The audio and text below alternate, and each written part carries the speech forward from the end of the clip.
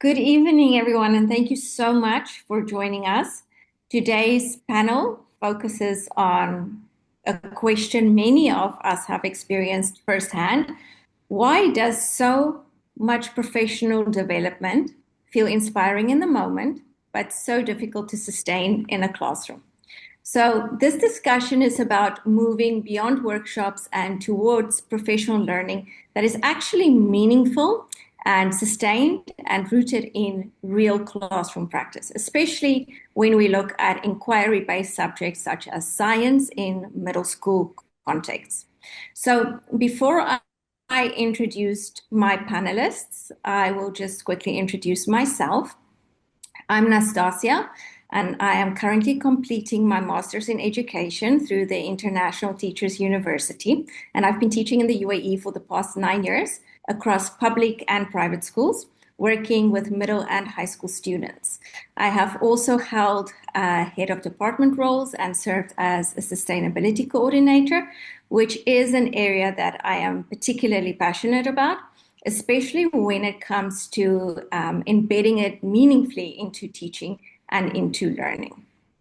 So I'm really excited to be joined by three incredible educators who bring a diverse and deeply relevant perspective to this conversation.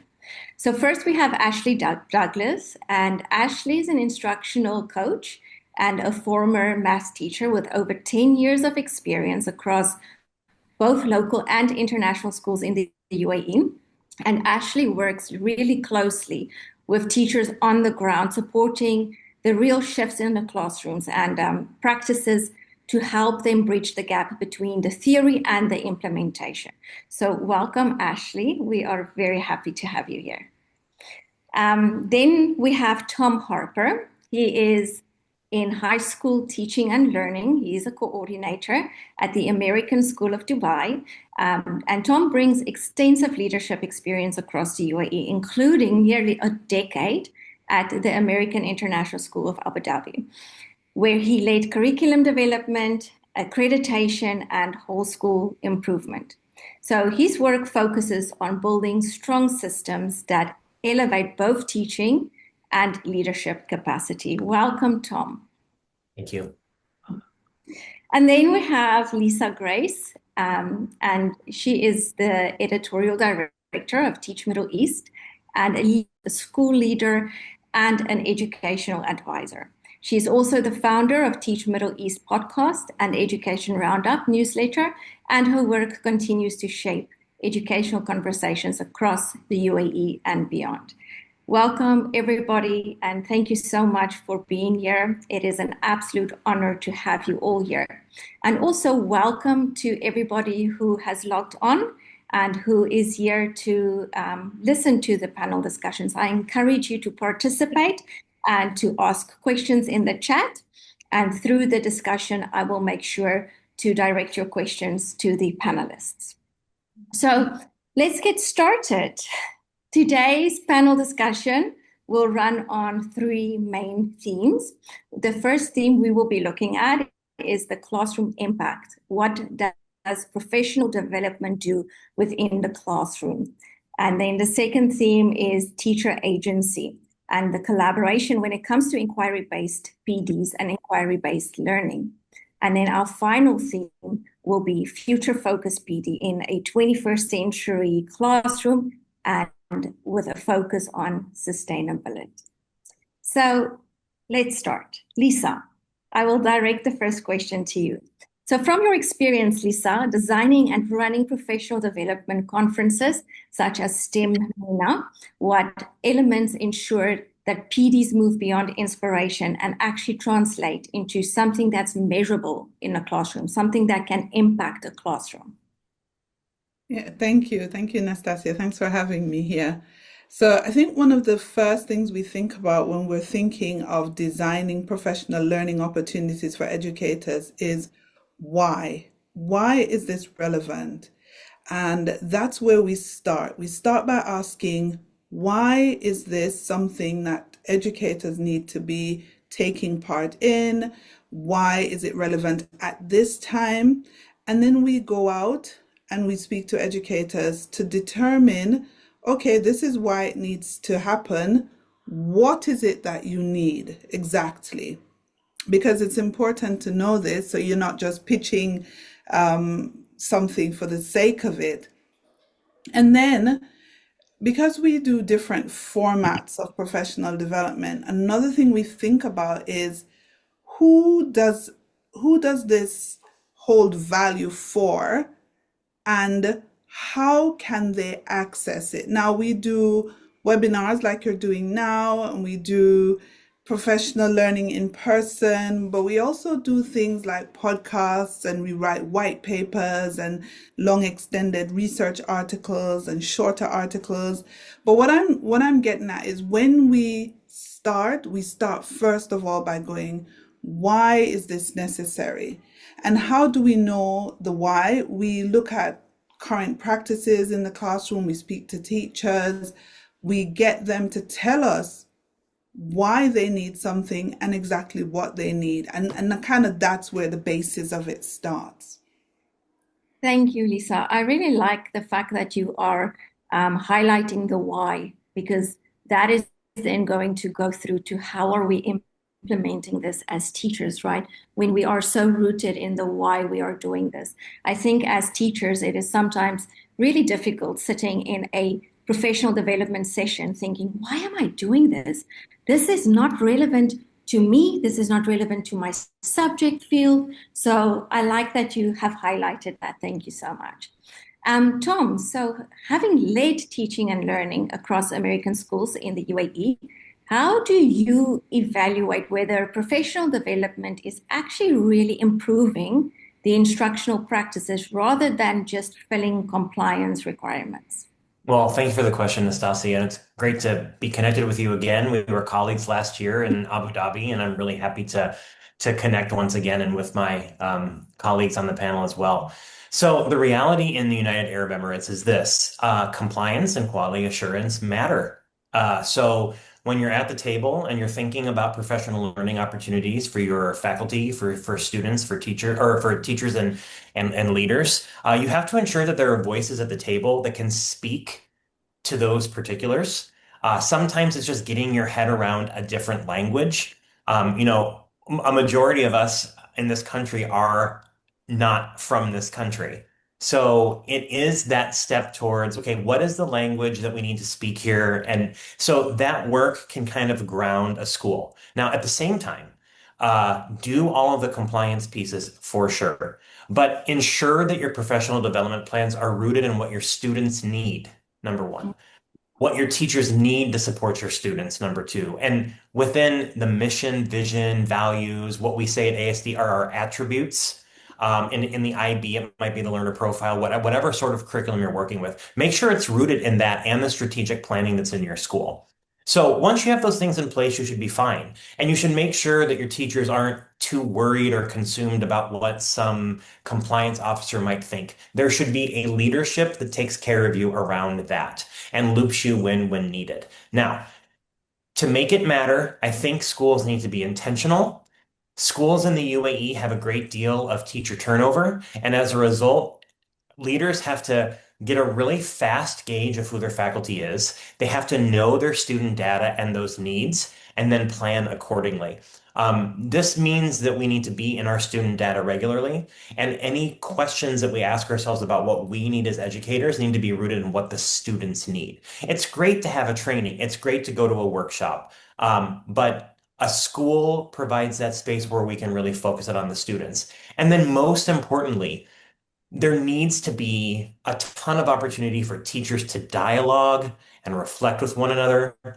Systems need to listen to what the teachers need and understand those needs and be able to articulate those needs to a variety of stakeholders. So our leadership, our middle leaders, even teachers among themselves need to be regular presences in each other's classrooms, talking about problems of practice, encouraging one another. And those are the structures that will allow for once you've seen an amazing workshop that Lisa Grace Wilson has put on, uh, that's when there's room in the school day to those supports will provide that space for that work to grow and to flourish in a school.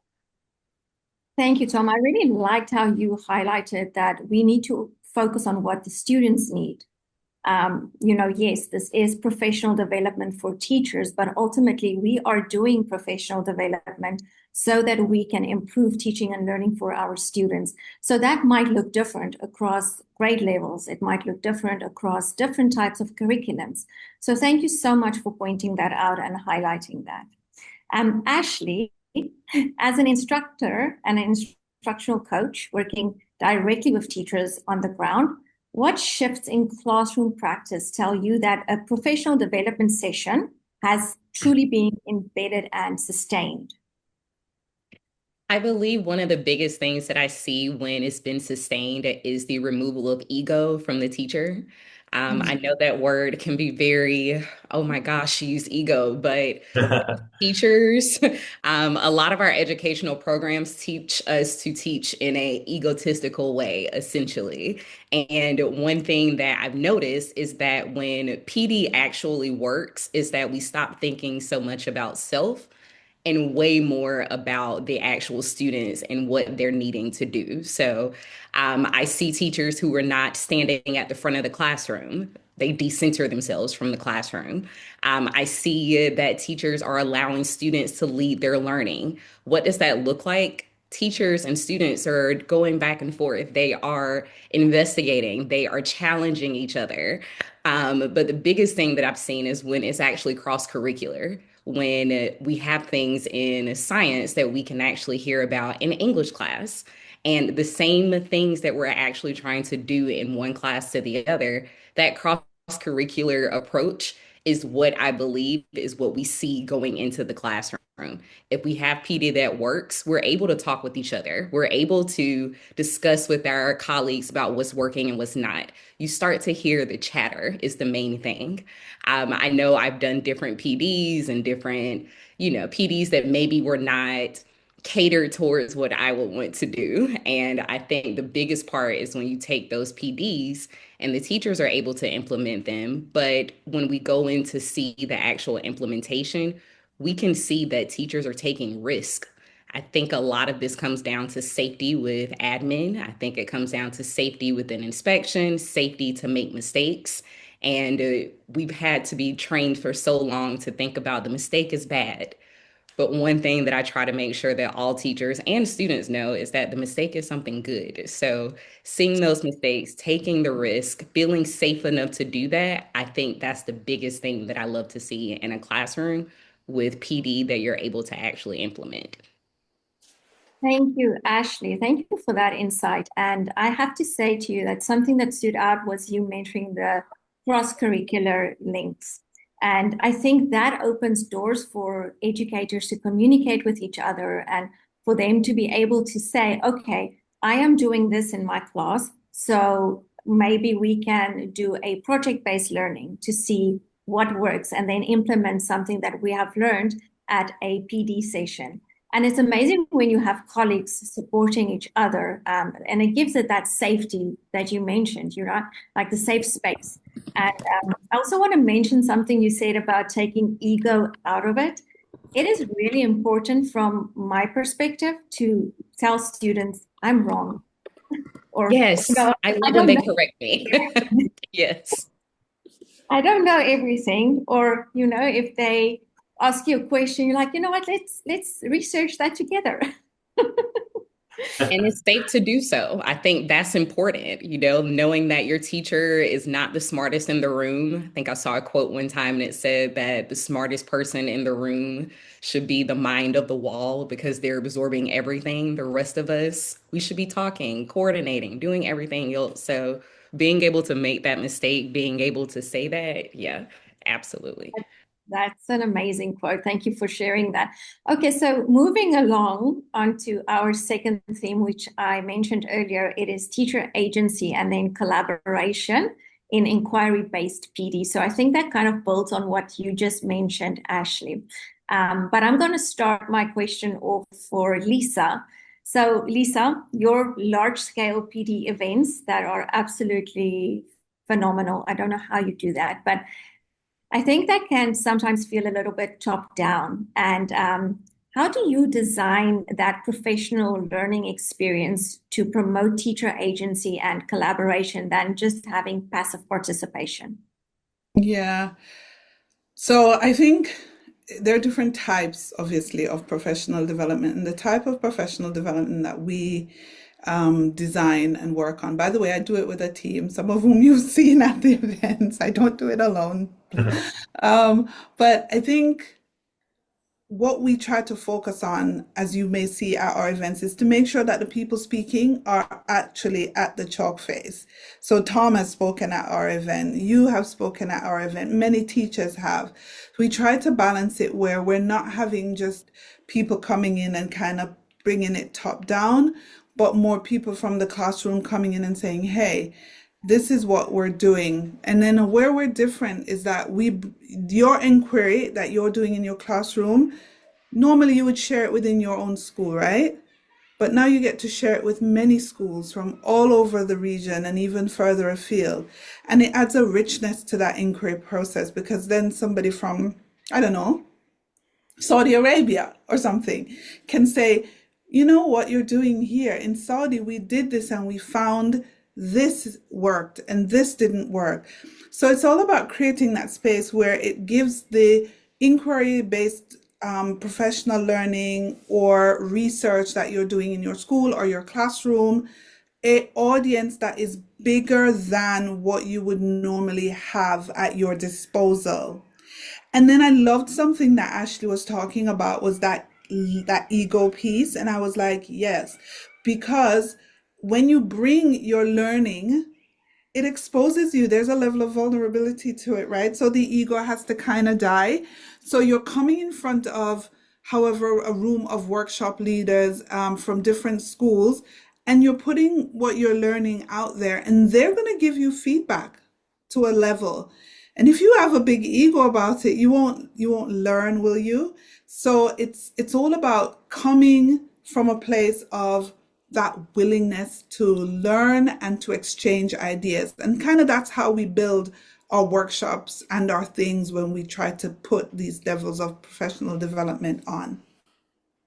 That's really very true that you just said here, because speaking in front of that amount of people, that even if you are really confident, your ego is making you ask questions. So thank you for just giving some insight on how, organizing a huge conference like that and professional development like that works. Tom, so in your leadership roles, how have you created structures within schools that empower science teachers specifically to lead inquiry-based innovation instead of just implementing mandated strategies or steps or old-fashioned types of pedagogy?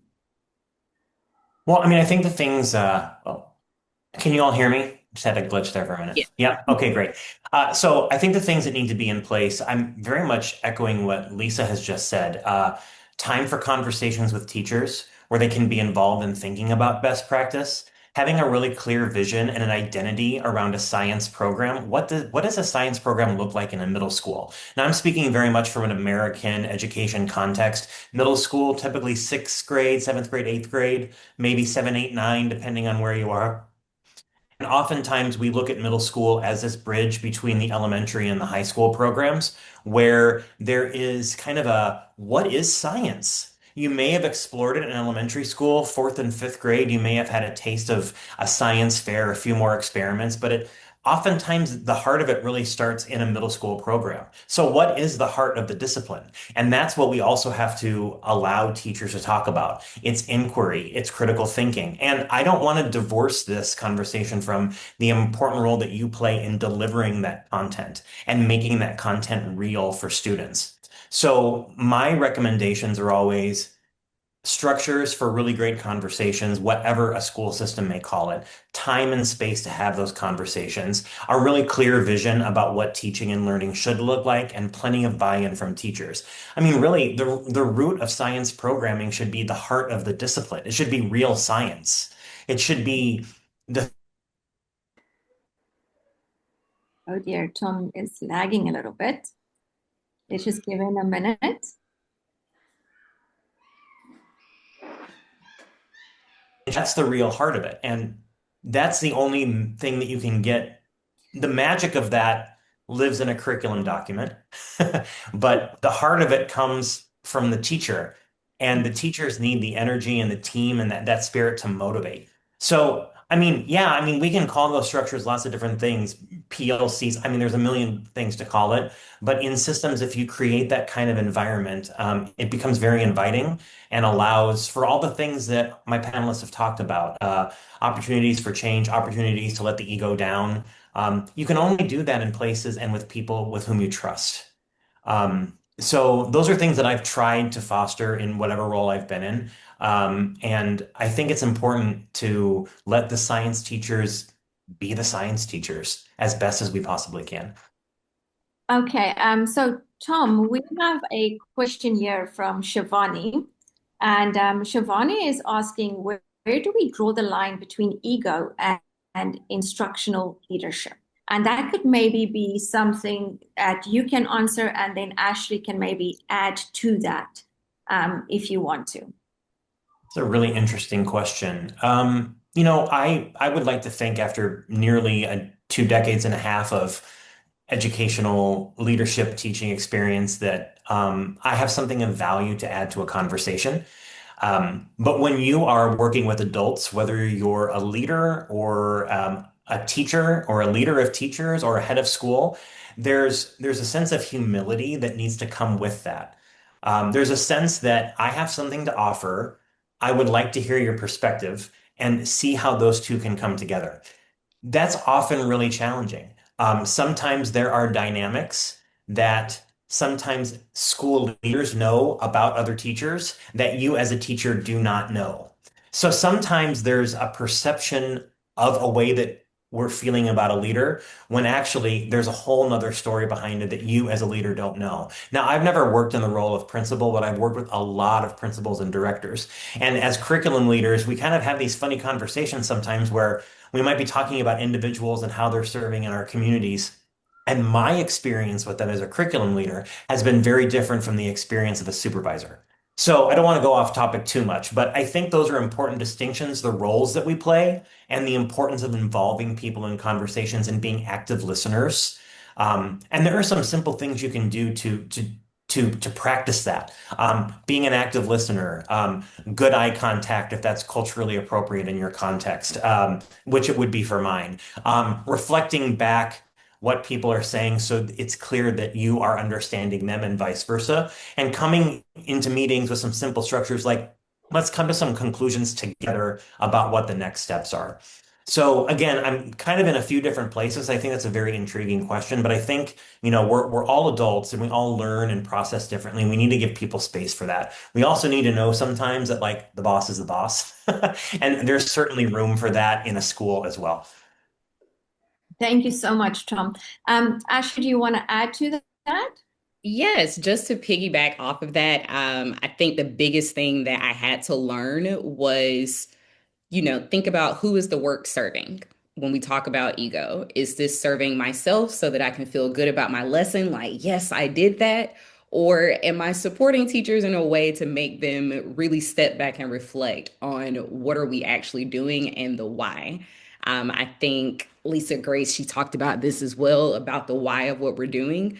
And I think that's important in instructional leadership as well. When we step back to think about the why, we're able to think about, is this for me? Is this for the students? Is this for the teachers? And these days, is it for the parents? What is our why behind this?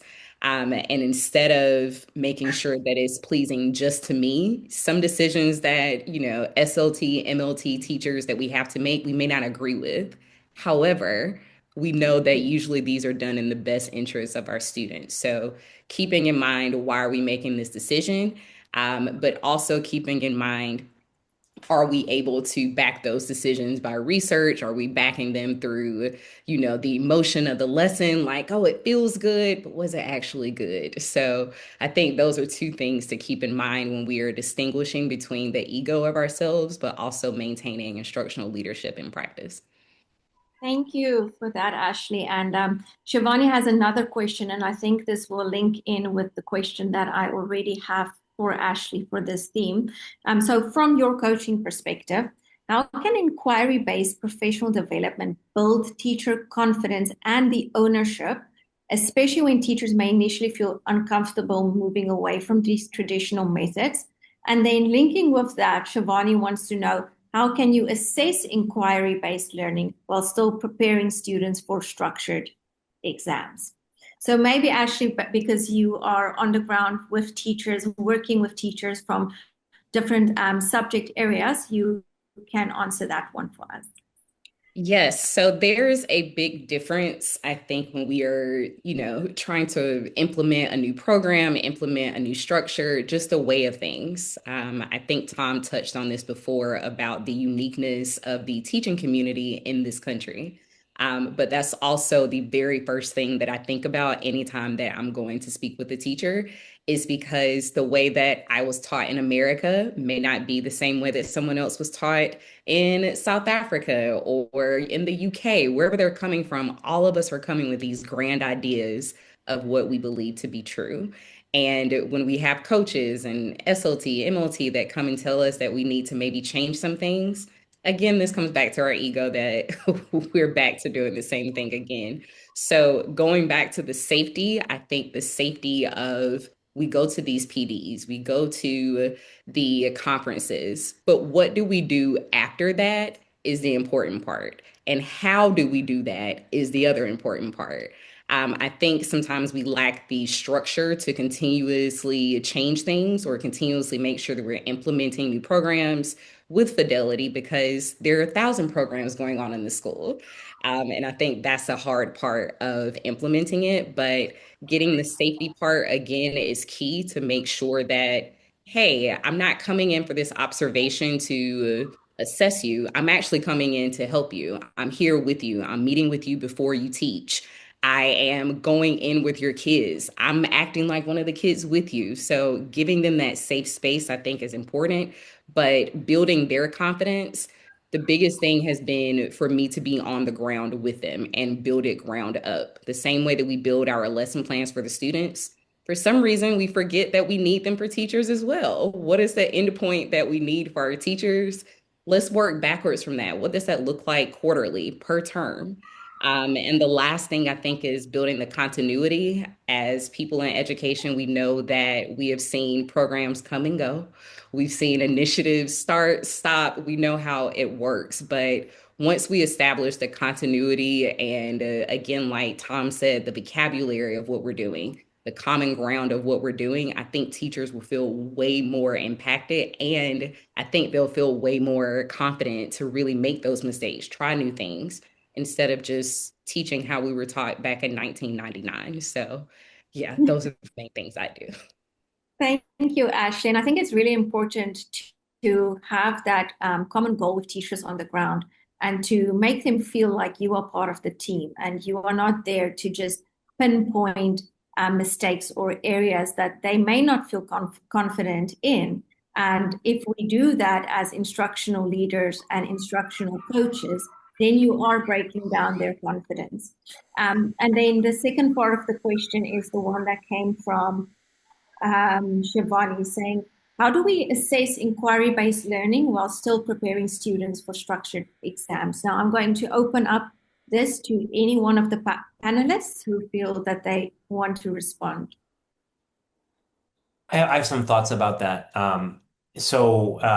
Where I work at the American School of Dubai, for example, and again, I'm speaking very specifically in an American standards-based context, we've identified those practices like inquiry. We've built it into assessment design. You don't have to be the kings and queens of inquiry to get this started. I think there's a simple approach you can also take, but I would really advocate for systems to support teachers with that as well.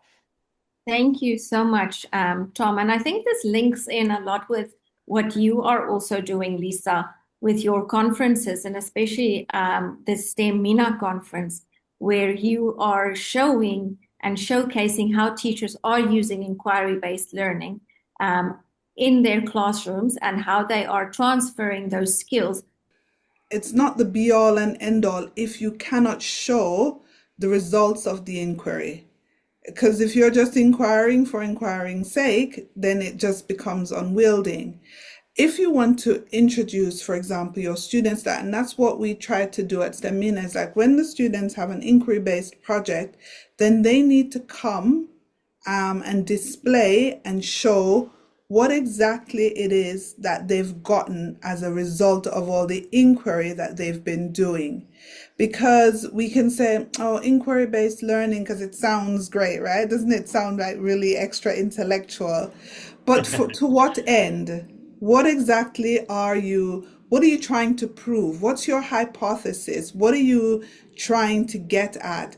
And then when you have, how do you reflect that, the results of your inquiry? This is super important because I think sometimes we get lost in the sauce of, oh, we're conducting inquiry-based learning. And it sounds great, doesn't it?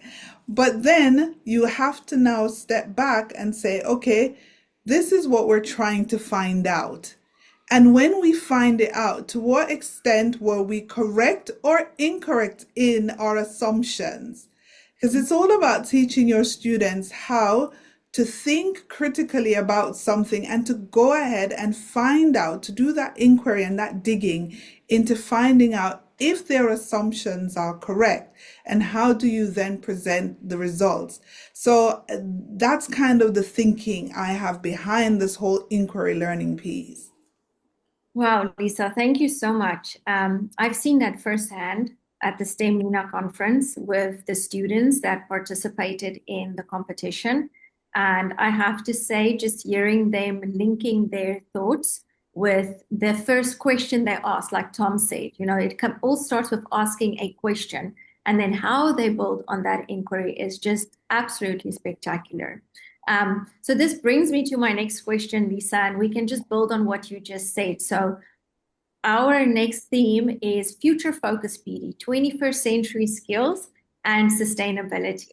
And Lisa, as someone at the forefront of educational conferences, how do you ensure that themes like sustainability and 21st century skills move beyond the buzzwords that they have become and become actionable classroom practices through these competitions that you open up for students?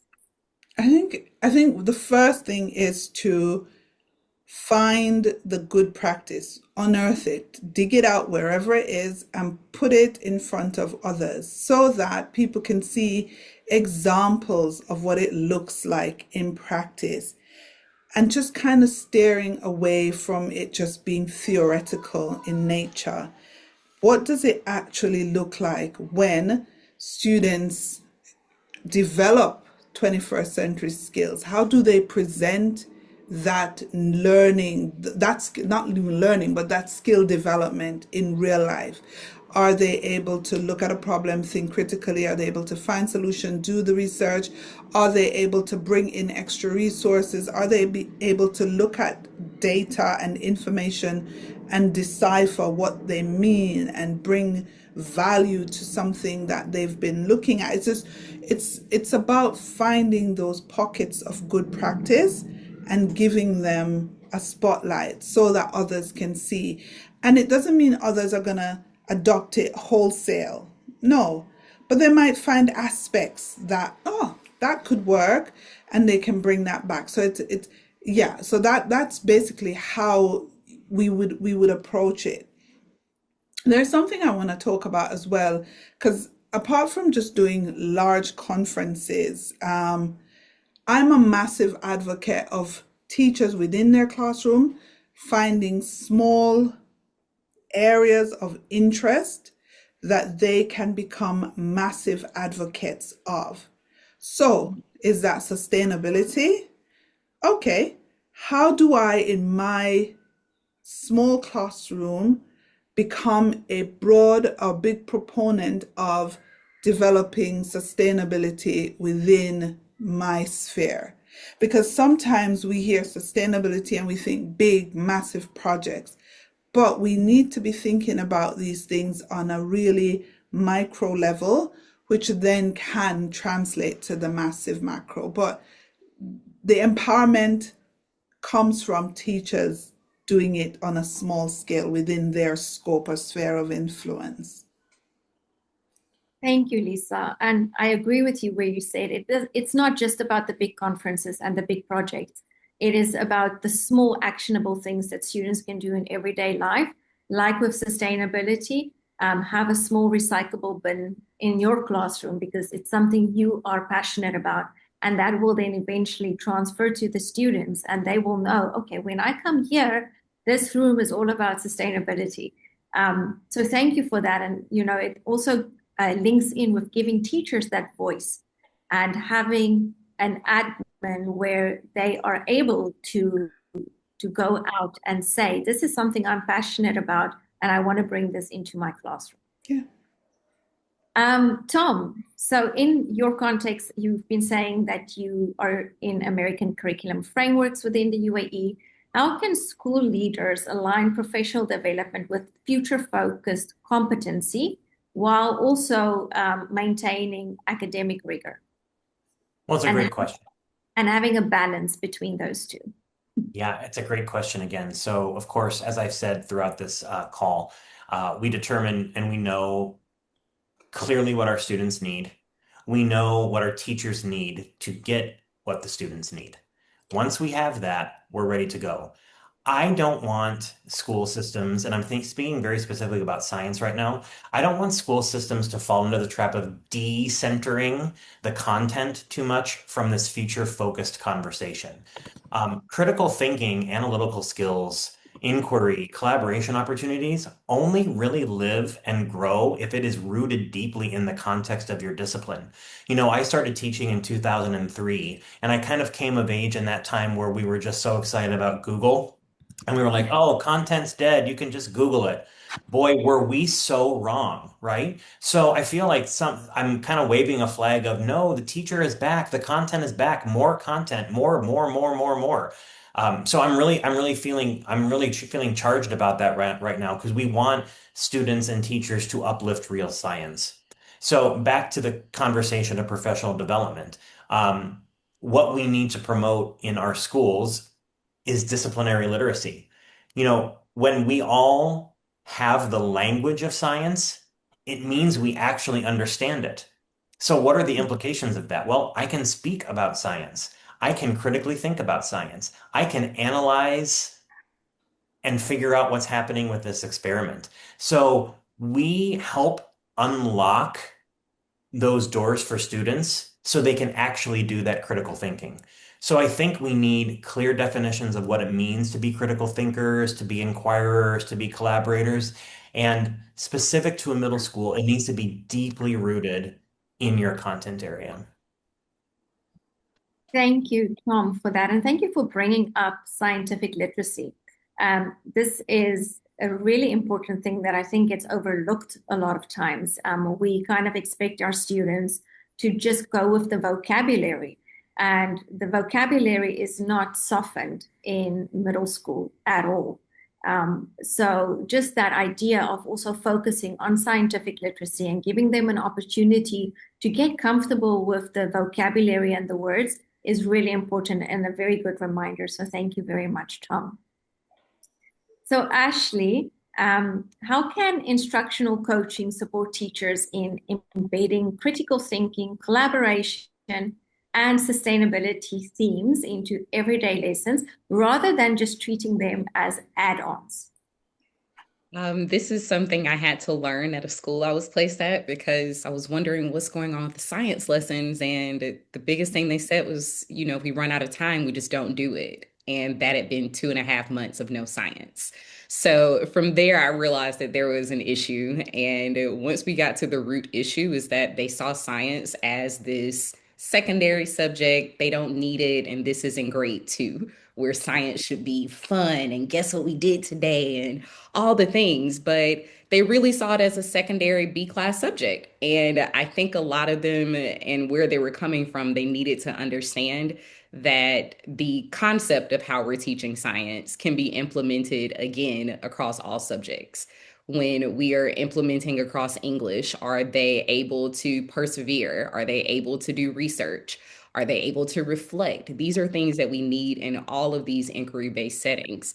So, providing teachers with the idea that make learning about the student. And when we're making learning about the student, let's make it about what they see daily. And I think being able to pull in things that the UAE is currently doing helps out with science planning. Coming down to a teacher, I asked her, what are your students interested in? Roller coasters. Awesome. Let's talk about what happens at Ferrari World. There's a problem at Ferrari World, and these second graders have to figure it out. But for them, they're thinking they're, Sheikh Mohammed's soldiers and they are ready and they can do it all. But in the teacher's head, they're progressing through the inquiry lesson. They are learning, they are collaborating, they are reflecting, they are persevering, they're doing all of these skills that they need. And not one of it was something that they were able to just look at through a book. It was connected to them, it was connected to their livelihoods. And I think teaching with teachers and really coaching teachers and planning with them, once we're able to see that this isn't, again, about us, but this is what the students really need to prosper, whether that be in English, whether that be in math, science, history, whichever class that they're in, whichever discipline that they're trying to focus on. Being intentional about that planning, I think, is the biggest key. If we're not intentional, we're leaving it to the wayside, as we'll get to it later. But being able to see that we can collaborate within our subject, within our department. Is the English teacher teaching about some of the vocabulary from science this week? Is the art teacher making scientific models? What is it that we can do so that students can see math is everywhere, science is everywhere, sustainability is actually everywhere? Those are the two things that I try to make sure that I get in with teachers so that they can actually implement it and not push it to the wayside. Thank you, Ashley, and thank you so much for bringing up real world examples. I think we sometimes forget the value a real world example has for students, especially in subjects such as science. I just have a question going off on what you just said. How do you approach a teacher who is not really open to these 21st century skills and these things that we really need to embed for the students we currently have? We don't have students that, will go with the pedagogy of 1999. And we as teachers have to constantly adapt through professional development. But how do you approach a teacher that does not want to use the professional development opportunities to adapt a lesson that will benefit a student? Usually I try to make sure that I understand their perspective first. And if it's still not in alignment with what needs to get done or what we believe is best for the students, I do open up the room, open up the floor, email, text, whatever you need to say, to you prove why this is better for all of the students. Why is this working contrary to what we believe is going to work? And usually that brings up an area where everyone feels like they're being heard. And when we have teachers who will have a little pushback, because we do have that sometimes, I make it known that, I can try yours out. I can come in, I can help you with this. I can come in with, co-teach with you. I want to see it for myself, and then we can go from there. But normally I try to sit down with them, see what's going on. Does this work? Is it a technique approach? Are we still getting to the same result? Is this a pedagogy approach? How is it different from what we're actually doing? So I try to also come in with enough facts. I try to come in with work samples of, hey, this has worked in this class. This did not work in this class. Let me tell you why. These are the things that we can reflect on and make it better for yours. So making sure that I have those conversations, but also keeping it a safe space. I don't know everything to be true. I'm not everyone's, I know everything. That's not me, but I am willing to learn and also understand what works for some may not work for everyone else. Yeah, this is very true. And this brings us back to what I think all of you actually mentioned already, is that you need to approach the teachers with the mindset that we are all in this together and we are wanting what is best for the students at the end of the day. but also at the same time, we want to elevate you as a teacher and elevate your practice and your approaches. So that also answered one of the questions that we had in the Q&A, and we are going to enter the Q&A session right now. So I want to ask first, do the panelists have any questions they want to ask another panelist? Oh, that's a great question. I know I'm Grace, I have one. Yes, I have one. Ashley, it's you. Yes. What do you think has been one of the most impactful PDs or conferences that you've hosted over the years? Ooh, That's a good. wow. So that's asking who's my favorite child, and I have several. Um, All of them, all of them. yeah, I cannot say like which one, but so we do host a literacy and language conference, and I'm a former language teacher. And I think I have gone on record to say that is probably my favorite event or conference to do, just because every single session is something that resonates with me and my passion for language education. But STEM Mina is very dear to my heart because it's the only event that we have so many students from all over the world coming and showing their work, the results of their inquiry-based work that they've done for the whole year. They've come and they've said, like, this is what we've come, these are the stumbling blocks, this is the result, this is what we've learned. And I think it's such a good testament to the teachers and also to the students themselves.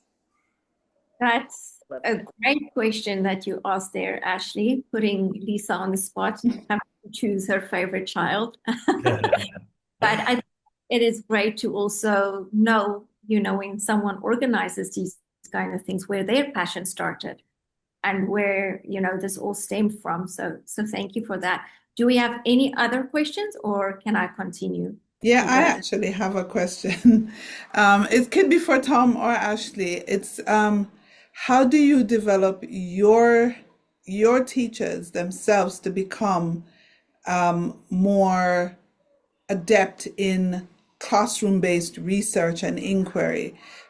Because a lot of teachers, they shy away from it because they don't think they have the skills.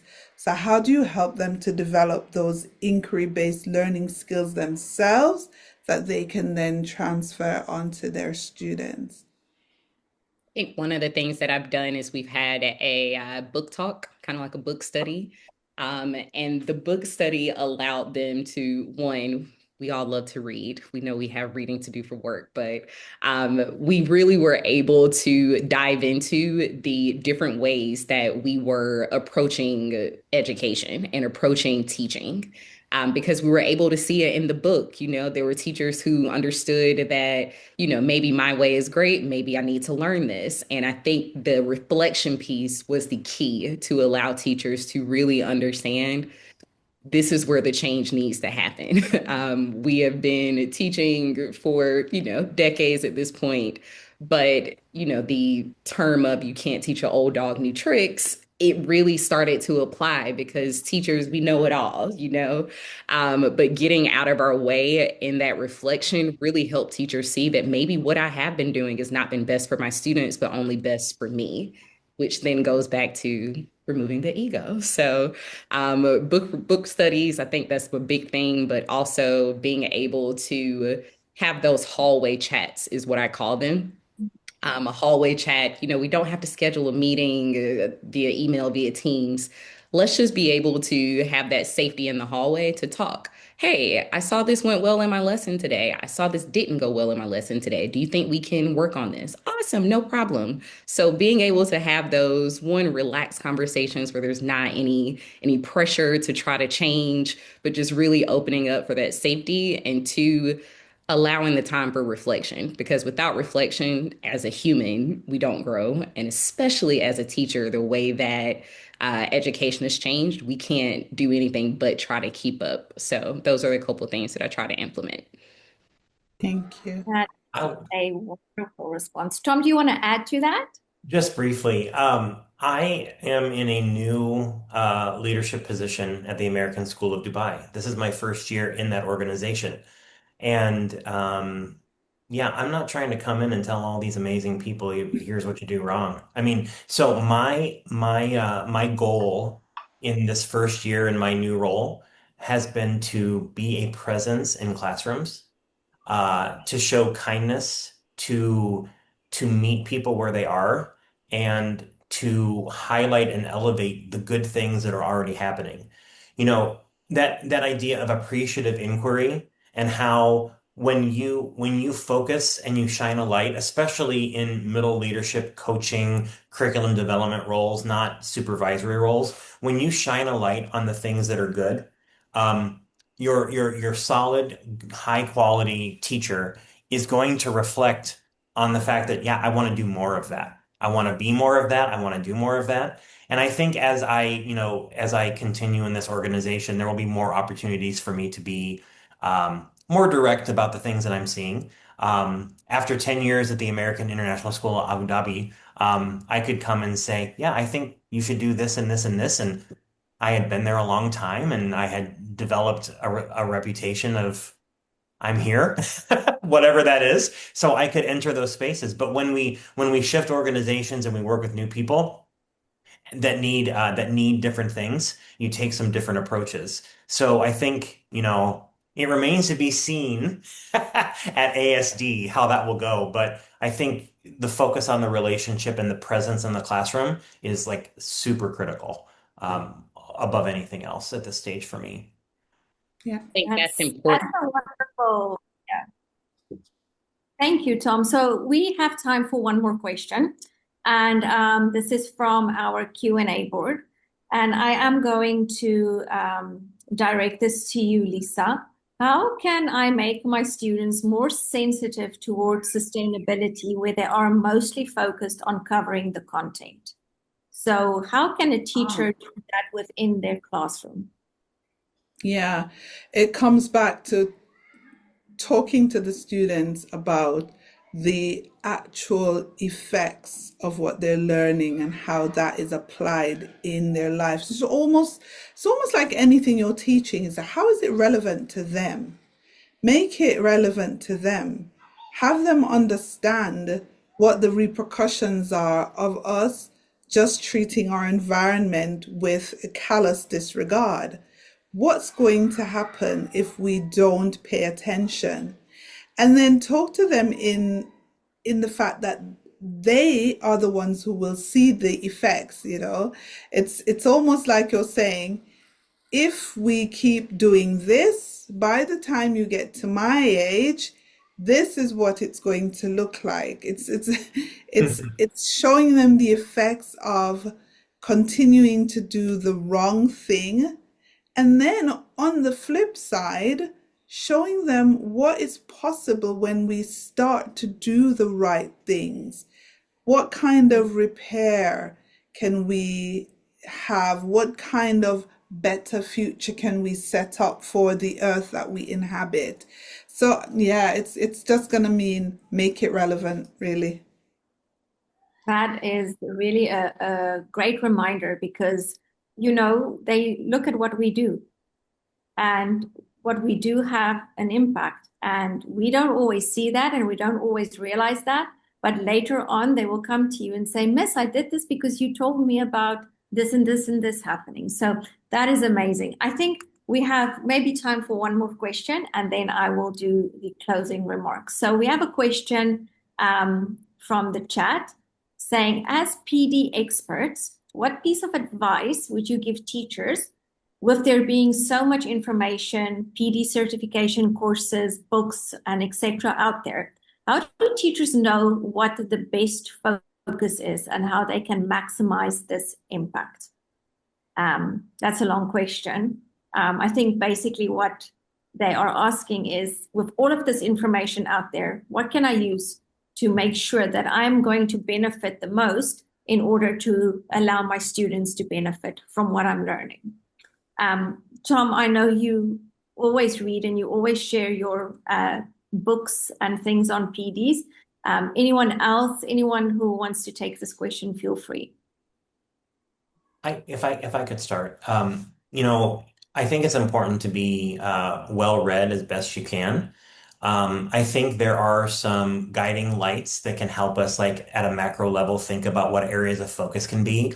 We have researchers like John Hattie, and I know that he can be controversial in some spaces, but those meta researchers provide some frameworks that can get you started in terms of places where you can find, and this is the key word, impact.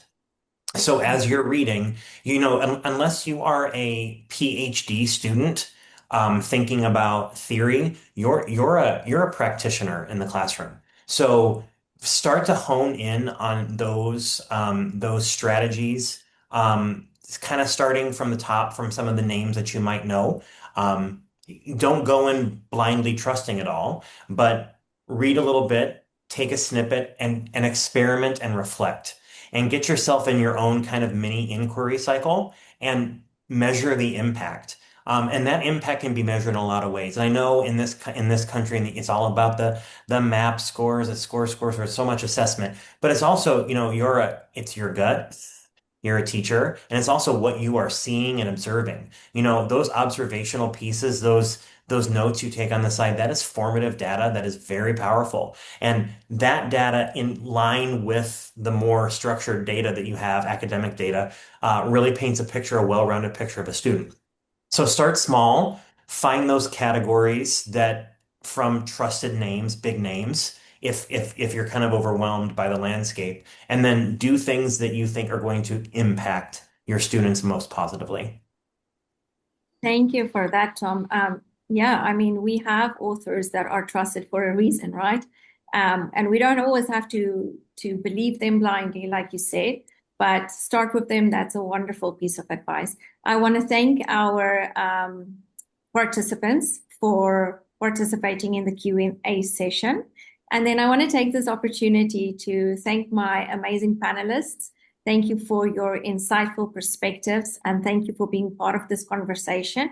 I hope this discussion has given you some practical ideas to take back into your own classrooms and to your own schools. And thank you so much, everybody. Have a wonderful day. Thank you. Thank you. Bye-bye.